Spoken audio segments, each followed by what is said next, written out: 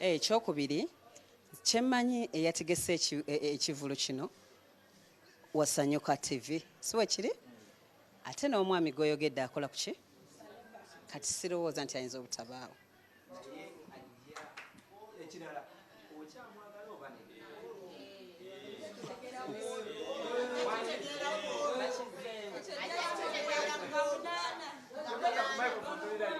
Omukyala omwami gw'oyogerako nno mufumbo kati simanyi we njagala muntu alina amwagala ndowooza nkizzeemu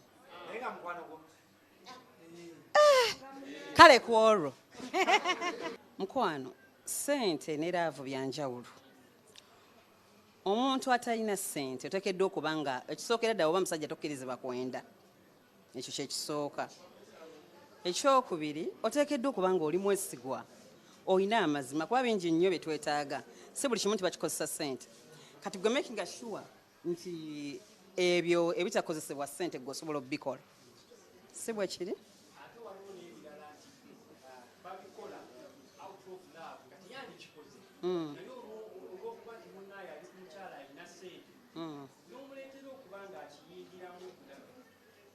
Anti era kasita kibanga kiri part of love kuba kyetunoonya love.